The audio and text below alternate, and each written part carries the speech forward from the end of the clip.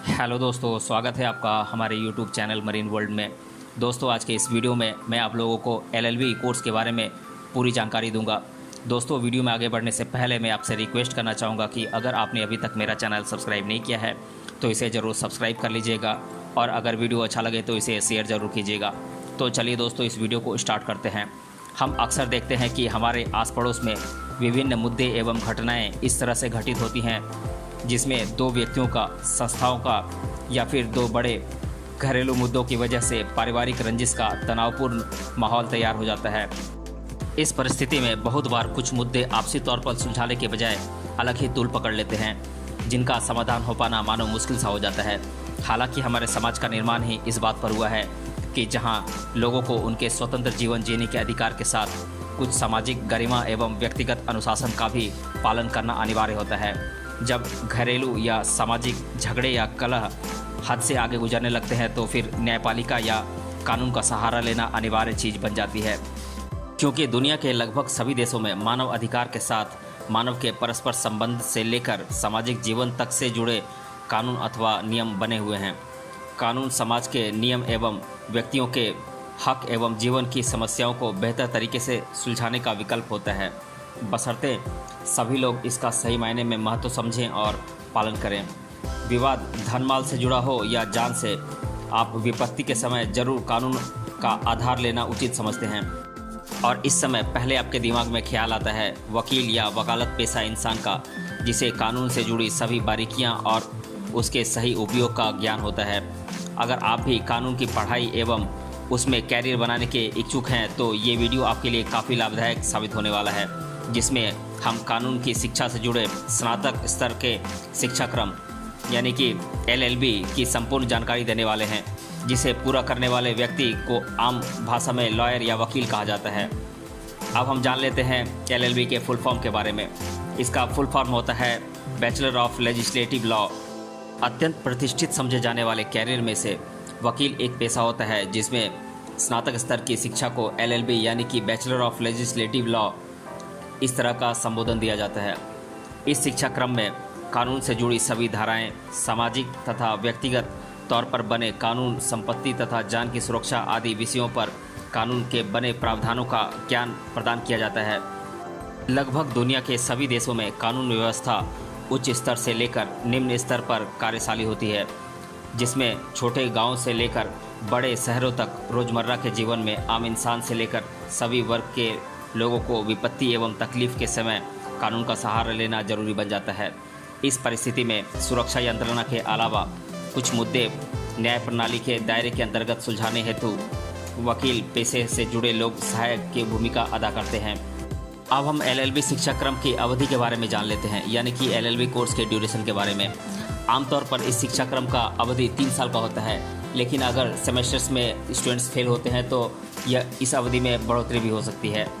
कुछ बातों को आपको समझना पड़ता है, जैसे कि इस कोर्स को अगर आप कक्षा 12वीं के बाद उत्तीर्ण करना चाहते हैं तो आपको इंटीग्रेटेड कोर्स का विकल्प दिया जाता है, जैसे कि बीए एलएलबी, बीएससी एलएलबी या बीकॉम एलएलबी। इस परिस्थिति में आपको पूरे 5 साल की अवधि इस कोर्स को देनी पड़ती है। वहीं अगर किसी भी स्ट्रीम से आप ग्रेजुएशन की डिग्री हासिल करके इस कोर्स में प्रवेश लेते हैं तो मात्र 3 वर्षों में ही आप इस कोर्स को पूरा कर सकते हैं। कुल मिलाकर आपको इस कोर्स को पूरा करने के लिए 3 वर्षों का तय समय प्रावधान दिया रहता है। उसमें आपके सफलता पर निर्भर करता है कि आप कितने वर्षों में इस कोर्स को पूरा करते हैं।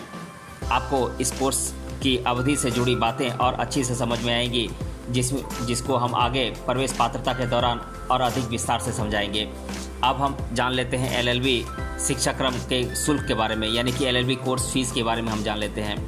अगर बात करें इस शिक्षाक्रम के शुल्क की तो कुछ प्रमुख चीज़ों पर इस शिक्षा का शुल्क निर्भर होता है, जैसे कि आपके कॉलेज के चयन पे, आपके कॉलेज का स्थल पे आदि चीज़ें निर्भर करती हैं। जैसे कि आप प्राइवेट कॉलेज में इस कोर्स हेतु प्रवेश लेते हैं तो आपको सार्वजनिक महाविद्यालय यानी कि गवर्नमेंट कॉलेज की तुलना में ज़्यादा ही शुल्क देना होता है। वहीं गवर्नमेंट कॉलेज में आप अत्यंत कम शुल्क में इस कोर्स को पूरा कर सकते हैं। आमतौर पर इस शिक्षाक्रम के पूरे होने तक का शुल्क लगभग 2.5 लाख रुपए से लेकर 3 लाख रुपए तक का होता है, जो कि गवर्नमेंट कॉलेज में लगभग 1.5 लाख रुपए तक के शुल्क में इस कोर्स को आप पूरा कर सकते हैं। अन्य महत्वपूर्ण चीज़ें यहाँ पर ये भी होती है कि आपके कॉलेज का स्थल क्या है। अगर कोई छात्र खुद के शहर या गांव से अन्य शहर में इस कोर्स को पूरा करने जाता है तो शिक्षा के अतिरिक्त अन्य खर्च भी यहाँ पर जुड़ जाते हैं। कुल मिलाकर आपको जिस प्रकार से हमने शिक्षा शुल्क से जुड़े इन प्रमुख चीज़ों को बताया है, इनको समझकर ही सही शिक्षा शुल्क को आपको प्रवेश से पूर्व निर्धारित करना है। अब हम जान लेते हैं एलएलबी के लिए प्रवेश पात्रता क्या है, यानी कि एलएलबी कोर्स के लिए एलिजिबिलिटी क्या होती है। अगर आप कक्षा 12वीं उत्तीर्ण कर इस कोर्स में प्रवेश लेना चाहते हैं तो आपको इंटीग्रेटेड कोर्स के विकल्प आपके सामने मौजूद होते हैं, जैसे कि बीए, बीकॉम या बीएससी, इनसे जोड़कर एलएलबी, जिसमें आपको न्यूनतम 45% औसतन अंक कक्षा 12वीं में प्राप्त करने होते हैं तथा एलएलबी में प्रवेश के लिए निश्चित की हुई पात्रता परीक्षा यानी कि एंट्रेंस टेस्ट को पास करना होता है।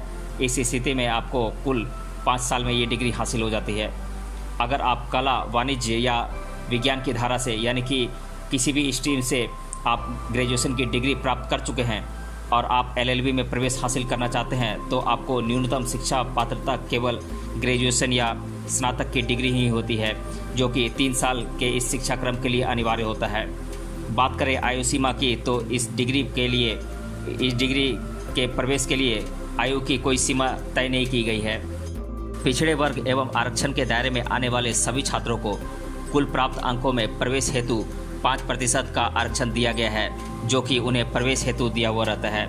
कुल मिलाकर इन सभी पात्रता मुद्दों का हम सारांश यह निकाल सकते हैं कि अगर आप एलएलबी डिग्री हासिल करना चाहते हैं तो आपको कोई भी स्नातक स्तर की डिग्री हासिल करनी होगी, उसके बाद आप प्रवेश प्राप्त कर सकते हैं, या फिर कक्षा 12वीं के बाद इंटीग्रेटेड कोर्स के तौर पर 5 साल के लिए एलएलबी कोर्स हेतु प्रवेश प्राप्त कर सकते हैं। अगर ग्रेजुएशन के बाद आप एलएलबी में प्रवेश लेते हैं तो बहुत से कॉलेजेस में सीधे तौर पर आपको एडमिशन दिया जाता है, जहां किसी भी प्रकार की पात्रता परीक्षा की ज़रूरत नहीं होती। फिर भी जहां इस प्रकार की पात्रता परीक्षा का प्रावधान होता है, उनसे जुड़ी जानकारी हम आपको आगे देंगे। अब हम एलएलबी कोर्स में एडमिशन के लिए कौन कौन सी पात्रता परीक्षाएँ होती हैं उनके बारे में जान लेते हैं। मैं इनके नाम एक एक कर आप लोगों को बता देता हूं और साथ में उनके बारे में कुछ संक्षिप्त विवरण भी दे देता हूं।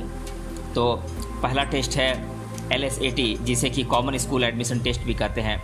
वैश्विक स्तर के लॉ यूनिवर्सिटी के अंतर्गत इस पात्रता परीक्षा का आयोजन किया जाता है, जिसमें देश भर के छात्र सम्मिलित हो सकते हैं, जो कि इस पात्रता परीक्षा को उत्तीर्ण करने वाले छात्र भारत के विभिन्न लॉ कॉलेजों में एडमिशन के लिए पात्र समझे जाते हैं।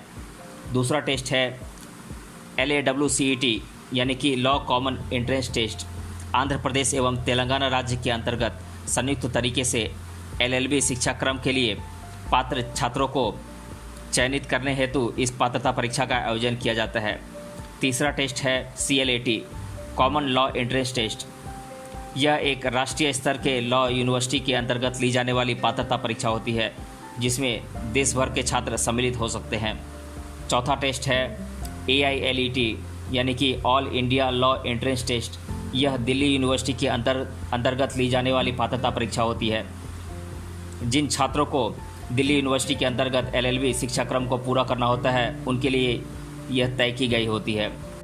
अब हम LLB शिक्षा क्रम में प्रवेश की प्रक्रिया को समझ लेते हैं, यानी कि LLB एडमिशन प्रोसेस के बारे में हम जान लेते हैं। यहाँ हम विस्तार से समझते हैं कि अगर आपको इस कोर्स हेतु प्रवेश लेना है तो किन चरणों के माध्यम से आपका प्रवेश निश्चित होता है। कुछ प्रमुख चरणों को आपको ठीक से समझना है, जिससे कि जब भी आप इस कोर्स के लिए प्रवेश के हेतु प्रयास करेंगे तो ये जानकारी आपके लिए काफ़ी फायदेमंद साबित होगी। जैसा कि इस शिक्षा क्रम में प्रवेश हेतु न्यूनतम शिक्षा पात्रता ग्रेजुएशन होती है, तो अगर आप पहले से ही 45% अंक के साथ स्नातक डिग्री प्राप्त छात्र हैं तो आपको नेशनल लॉ यूनिवर्सिटी के अंतर्गत ली जाने वाली या फिर आपके राज्य के अंतर्गत ली जाने वाली पात्रता परीक्षा को उत्तीर्ण करना होता है, जिसमें इस तरह के पात्रता परीक्षा उत्तीर्ण कर छात्र ऑनलाइन या फिर डायरेक्ट कॉलेज में जाकर प्रवेश हेतु आवेदन फॉर्म प्रस्तुत कर सकते हैं।